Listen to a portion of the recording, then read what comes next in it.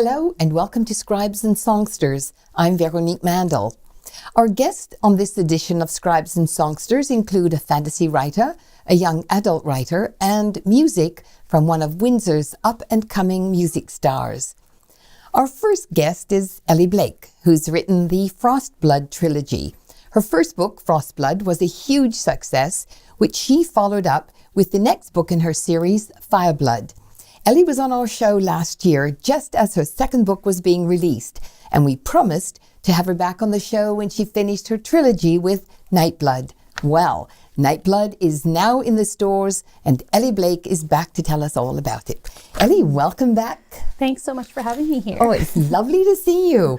You too. It's pretty exciting. Yes, when you get to the end of a trilogy. Yes, even just getting to the end is exciting. Yeah, no kidding. Yeah. Now, just for people who maybe are new to the show or sort of have forgotten, tell me a little bit about Elly Blake. So I'm a local author, obviously, and just grew up dreaming of writing, but didn't start until sort of the later 2000s, taking courses and trying to, actually get published. And my first book came out in 2017. And as you've said, it's called Frostblood. It's a young adult fantasy. And so the trilogy is complete now. So as you said, it's Fireblood is the second one and Nightblood's the third one. And they're all out in the world. So going back to when you did get started writing, do you remember the first thing you ever wrote that you thought, ooh, maybe I could do this? That's funny, because what popped into my head was something I wrote in high school, which was long before I actually started thinking about writing for publication. But I remember writing a science fiction short story in high school English. And I was like, oh, maybe that's not bad. But then I still just sort of didn't pursue it for many years after that. But I remember thinking that it might be okay. Yeah. Yeah. Wow. Now, was the trilogy the first thing you ever had published? Yes. I do have a bunch of unfinished manuscripts from before the one that actually got published, mostly unfinished. I had never really seriously revised anything and usually didn't even get to the very end. I would get to like 80,000 words into the manuscript and go, well, I don't know how this should end, and I would abandon it and start something else. So it is the first book that I finally finished, revised, stuck with, and obviously it paid off, and it was my debut. No kidding, as well. it paid off. Yes, very much so. So before we get to the books, which I'm really looking forward to, you've also had a variety of jobs. I thought I was the only one who had career ADD. Yeah, most of it's happenstance. When I have an English degree from the University of Windsor, which I enjoyed getting, but when I finished, it was hard to get a job out of university. I didn't really know what I wanted to do. To be fair, I really didn't know what I wanted to do with that degree. And so I was just sort of applying all over, and I got into a customs broker, which at the time when I got that job, I didn't even really know what that was. But it's to do with paperwork that goes to Canada Customs for clearing shipments, commercial shipments coming across the border. So I did that for 5 years. And had some wonderful coworkers there at Wilson International, and then I got into the graphic design department of another company through a friend. I had no previous experience with graphic design, but I knew someone, and I did a little test thing, and I was a freelancer for a while, and then they hired me full time. Wow! And so a bunch of jobs I wasn't qualified for, essentially. Yeah, isn't that cool though? And then I had a friend who had a translation company, and she needed a project manager, so I was doing that at the same time a little bit. And then I just sort of found the library job when I had my first son, and I didn't want to go back to my full-time job. And I found this part-time job at the Harrow Library, which was wonderful and perfect, and finally sort of tied in with my English degree. But it was just sort of luck. Yeah. Wow. Yeah. Why don't you sort of introduce people to the first one, Frostblood.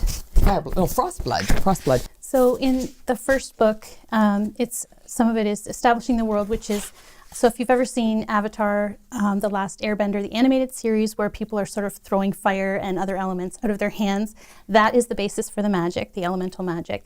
Frostbloods control ice and cold, and they're in charge of this kingdom. They're the ones who rule this kingdom where this book is set. And Firebloods control heat and flame. And Ruby is a 17-year-old girl who's had to hide this all her life because they've sort of been outlawed and like sent away, and now are the ones who are left in this Frostblood kingdom are being killed off. So at the beginning, they're found, and it sort of starts out that way, and then she's in prison, and these two Frostbloods come and give her a deal. If she helps them, then they'll break her out of prison, and of course she agrees to get out. So and that starts the sort of rebel plot of the first book. And Fireblood. Fireblood is where Ruby goes to the Fireblood kingdom and discovers things about her past and more complications for her life, both personal and her powers.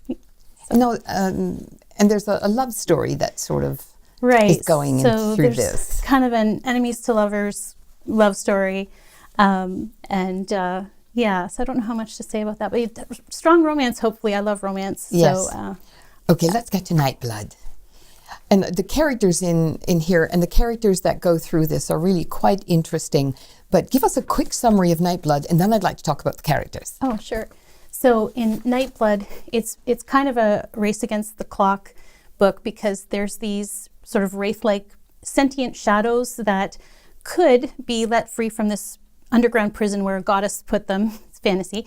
And so they have to find where the gate is and protect it and make sure that these wraiths don't get out, and sort of ruin the world. So yeah, no big deal. And so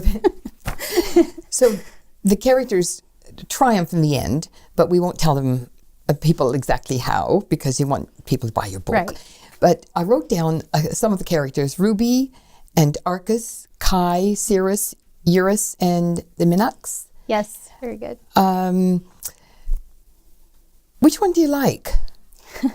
I mean, I like all of them, even the bad ones. Yeah, because I wrote them, so then I have to kind of understand them.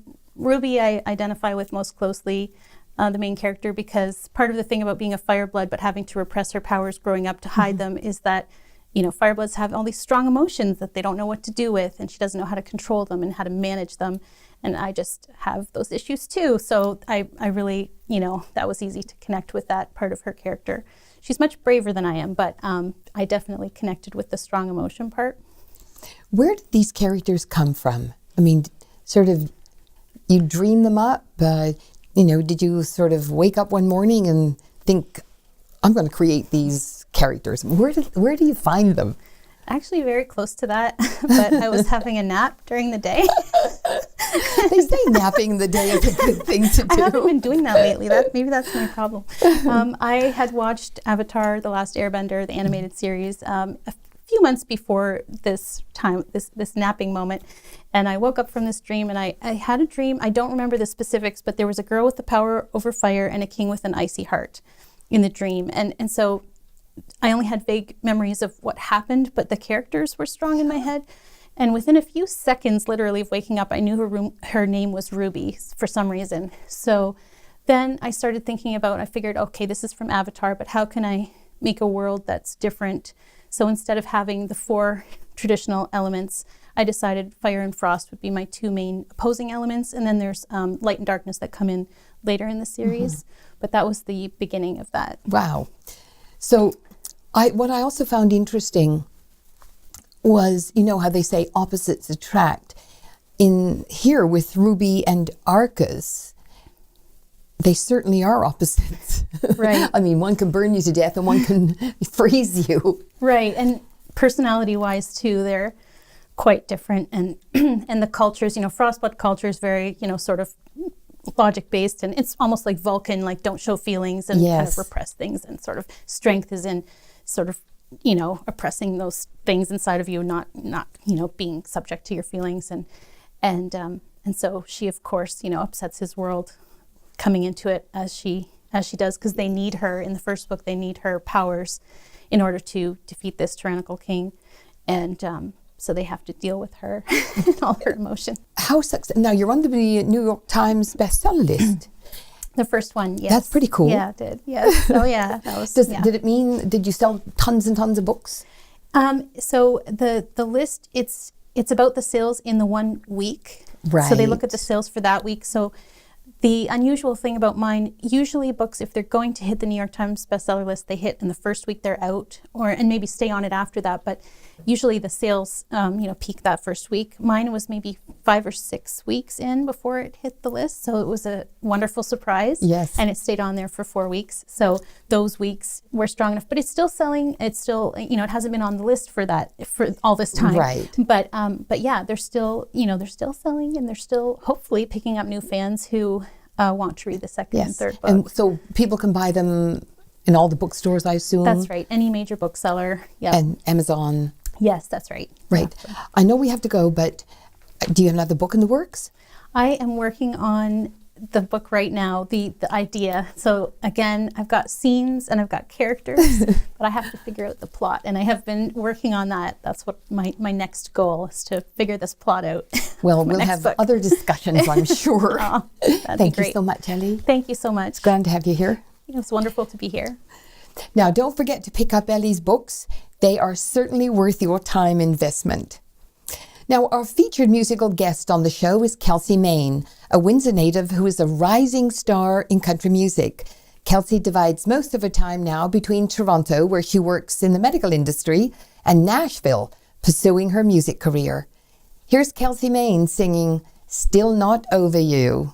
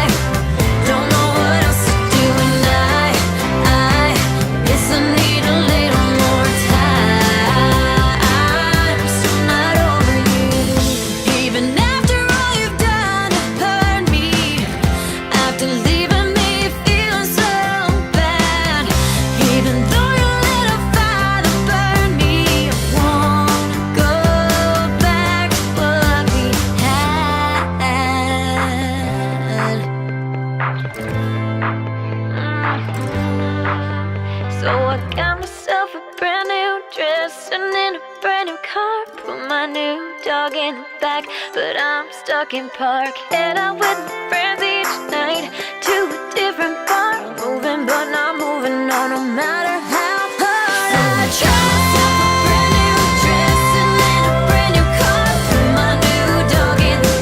But I'm stuck in park. Head out with my friends each night to a different bar. Moving but not moving on, no matter how hard I try.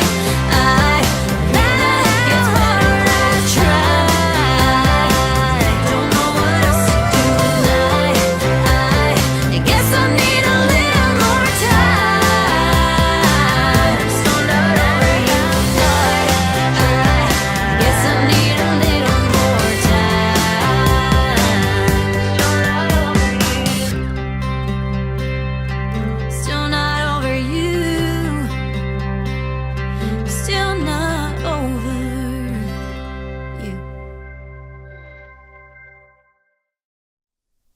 That was Windsor's Kelsi Mayne singing Still Not Over You. Our next guest is Martha Brack Martin. Martha is from LaSalle, and her first book for young adults, River Traffic, is set in LaSalle and on Boblo Island. Martha has recently released her second book, Mayan Murder, where her hero gets involved with a Mexican drug cartel. Martha, welcome to Scribes and Songsters. Thank you so much, Veronique. I'm delighted to have you join me here. What was good about this is that it really moved along. These books move along. And so start with River Traffic, which is your first one. Okay. Give us a synopsis of it, but don't give away too much because it's worth people reading. Thank you. Basically, the main character is a LaSalle boy who is 16, I believe, or 17. It's all foggy now because he's older in the second book. And he lives with his dad in a marina, and some shady things are happening on the Detroit River. He's sort of dealing with his own issues because his mother has left and we don't know exactly how or why. And he's having some bullying issues at school, but he's still a popular kid. And yes, his radar starts going off. He's got a pretty intuitive sense of things not being right. And it turns out that, in fact, there are definitely some shady things happening on the Detroit River. So. Where did the inspiration for this come from? Actually, I have been writing a longer book, and I had done a number of research bits to do with LaSalle history and the rum runners specifically for that book, and ended up, ironically, with a spinal fusion and having surgery and not being able to use my right hand. So as I was recuperating, I knew I couldn't do the big book that I had planned, and a friend of mine who's a writer kept bugging me and telling me to just write a little book for Andrew at Orca. Just, he's a good guy. It'll be great. Don't you love friends who just say, just write a book? Yeah, like I could just whip it off the top of my head. So because I had to go in stages, and I don't write normally from an outline, I write much more anthropomorphically. I kind of, that's not the right word, start kind of translating my ideas into bits and pieces of things that I'll link and kind of see where it goes. So I did an outline. And I used that rum runner research because it was already there. Right. And thought I'll just play. I can't really type a lot, so I'll just play. And I knew this series from being a teacher librarian and teaching reluctant readers and trying to find the right books for them. It kind of all just fit together. And then thankfully some exciting things happened in the news that synchronized beautifully with plot elements I knew I needed and couldn't figure out. So it actually does have a number of things that actually are based on fact, which is good for reluctant readers because then they can go and research and look it up. Yes, absolutely. If I ask you what those things were, it might give away some of the book. So would it? Let me think about that. One would, but another one wouldn't. So I call it the writing serendipity. I was just talking about this today, that as you're writing and you think you know where you're going with the story, at least for me anyway, I have a pretty good idea once I've put those pieces I talked about earlier together. But there's still bits of things that you're kind of waiting to figure out what you're going to do with. And it just, for me, always seems to happen like serendipity. I opened up the paper and there was an article about a gentleman who'd been arrested in Windsor at A-Bars. It caught my eye because A-Bars, which now sadly is no longer present, it's been bulldozed down. But A-Bars was one of our original rum runner bars. And this gentleman had been approached to do some shady things on the river and had gotten arrested. And so they were talking about his arrest and they went, oh, it's perfect. That's what it is. Yeah. We're going to do this. So threw that in. And then again, something else happened that just was unbelievably apropos for what I was doing. So it worked really well. It's almost like my other guest, Elly, having a dream and waking up. And there were characters. It's really cool as a writer when those sorts of things happen for you. Serendipity, I'm telling you. They're just, you. It's so bizarre. One of the things that I had written in there, I was imagining things. I didn't have a specific marina in mind, and yet I knew that there were marinas all along Front Road in LaSalle, if you know LaSalle. And just so bizarrely, I wandered around one day and thought, I need to take some pictures and solidify my ideas, and just happened to stop at one that's Island View Marina and looked and took a picture. And until I got home, I didn't realize that the picture had an OPP boat that the OPP waterfront security folk, I don't know what you call it, used, and it's stored there. And if you read my story, because of those shady things, the police on the river are kind of significant. Yes. So I thought, oh, that's so bizarre. And just that kind of stuff, just crazy stuff. But yeah, really neat.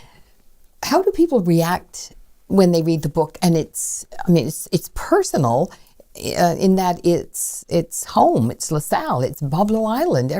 We all know those places. Well, luckily around here we do, because it's a reluctant reader book from a great publisher that actually is winning all sorts of awards, but this is their reluctant reader stable. Right. And it's Orca Publishing, and the Sounding series is for grade 7 and up. So young adult audience, as you mentioned before. They have a number of reluctant reader things. So those aren't normally found in stores. That's not your run-of-the-mill. Our lovely bookstores around here are carrying it because I'm local, but generally speaking, you can't come upon it easily. You have to order it from an online bookseller or the publisher. And so there weren't a lot of people coming up and saying, oh, as I've had this launch, it's been really interesting to have people come up and say, are you kidding me? This is set in LaSalle? And I did an author visit, which is tricky when you're a teacher librarian. So I did it at my own school, ironically. Well, why not? I was working for my Board of Education. So my school brought me back to do a reading. And one of the kids who I've taught since he was little flipped out as he was reading it and said, where did you get the ideas for this rum runner stuff? And I said, it's real. And he said, what do you mean it's real? I said, that house across from Tim Hortons in LaSalle, I talked to the lady. It's real. Like Al Capone was there. No. How come we didn't know this? And I had this whole great conversation with this kid, just mind blown. Now let's talk about Mayan murder. Why Maya? The Mayan? Well, a couple of reasons. Some mercenary. You've been there? Yeah, some mercenary. I love going to the Mayan Riviera we've been very blessed to be able to go for March break a number of years, and I've taken my kids, and I just love that. And so I wanted Tom and Kat to have another experience. Selfishly, I wanted to have a sequel, hoping that more people would be able to enjoy the first book if there was a sequel. So I was hoping that would light some fires there. So I did the sequel, and I thought, where would they go? And again, as I was driving around at this Board of Education job, I was in my car a lot. So I started contemplating where could they go and what could they do? And hey, you're supposed to write about what you know. So I know the Mayan. And again, serendipity, sadly, all sorts of crazy, scary things were happening in the Mayan with crime. The Western drug cartels do seem to have been making inroads into the Mayan Riviera, which has always been traditionally the safe part for tourists. So I didn't have to make up a lot of stuff. It was there for me. So, and again, reluctant readers want to research. So the teacher librarian in me was saying, okay, let's throw this in because maybe they'll research that, or let's throw this place in because they'll research Tulum and the ruins if we do this. And teachers will like that there are research capabilities here. So again, trying to hit my profession at the same time as I'm hitting my readers. And I love that reluctant reader series because we really do have a lot of reluctant readers. I think a lot of that has to do with teacher librarians being cut back. And I think it's 100%. And we are, I'm very lucky that in my board, we still have teacher librarians who are qualified teachers in libraries, but that's not the case everywhere, even around here. And there's no question that students are not getting that book connection, the hand selling. This is a great book for you. I know you love this. And you mentioned Elly Blake earlier, and I was describing to her how I had walked in with her third copy of her book signed, and I didn't get to read it because the kid was waiting for me and knew I had been to chapters on the weekend and said, were you there? Were you at Elly's launch? Did you get Elly's book? And it's gone. And that's it. She's still working her way through it. But that idea of kids knowing that we can provide them with things that they're passionate about make them less reluctant, for sure. And you know, if we don't have that element in school, and if parents are too busy, whatever, I mean, parents have all kinds of reasons why when you get to, a high school child, why you're not going to exactly read them bedtime stories. No. And so if you don't have that element available in schools, they miss out. And I'm at the post-secondary level, and I see the results of this reluctant reader. We have a lot of adult reluctant readers, and that's an untapped market that I didn't plan on initially. It's been interesting to see. They're for grade 7 and up, but I have younger kids who want them because they're from LaSalle and they recognize the plot. Yes. But I also have adults who, some of my good friends, in fact, who say, oh, I don't read, but they'll read that. And the appeal of those books is they don't look like an easy read. They look like a regular big kid novel, adult novel, but they have linear plots and lots of dialogue, very short sentences. As you said, a lot of action, not a lot of description, and it's just boom, boom, boom. I'm very wordy, as you might have picked up. And it's really, really a challenge for me to write. It's great for an interviewer. It's very tricky for me to have to write. I actually did a nonfiction book for reluctant readers first. And that was really hard. It was about D-Day, so it was even harder when you try to make easier things like Eisenhower. There's only so much you can do to make that an easier read. But that kind of hooked me. I wanted to, give these kids a chance to do other things. And it was actually kids that were saying to me, can you do a sequel? We want more of these characters, because they were hooked with the local story, but, they wanted more. Are you planning more adventures with Tom and Kat? I would love to do some more. The publisher, it got back to me that they're less interested in sequels, but they'd be interested in me showing them something else. So I would love to do another one, but that will be up on them. Yeah. The high lows, as they're called, high interest, low vocabulary, are great for me for summer, because I only have the summer vacation really to write. So that little short 16,000 word book is about right for a summer vacation. But I do want to go back and do the original book that I was working on that had to do with the Rum Runners, and it's a paranormal time travel romance thing. So it's pretty exciting. It's kind of what I like to read, but it'll take me a while. Oh, I think that sounds really cool. And as I said to Elly, I guess we'll eventually have another conversation. Hopefully, that would be lovely. And so your book is available in all the bookstores? I would love to say it's available in all the bookstores, but because of that high-low thing, they can bring it in. Any bookstore can bring it in. And we have some lovely independent bookstores like Biblioasis in Windsor. But you can also get it locally at Chapters and any of those branches. I've been doing some signings at the local bookstores. But you can also order it from the publisher, or you can order it from Saunders Books in Collingwood. Wonderful. Thank you so much, and good luck with the next one. Thank you. It's been lovely. I'll see you again. You will. Thank you. Well, as I say at the end of every show, wish there was more time. Thank you to my guests, Elly Blake and Martha Brack Martin. Thanks to Gary and Brian for your hard work getting us to air. And thank you for watching. See you next time with more talented writers and musicians from Windsor and Essex County. I'm Veronique Mandel. Bye for now.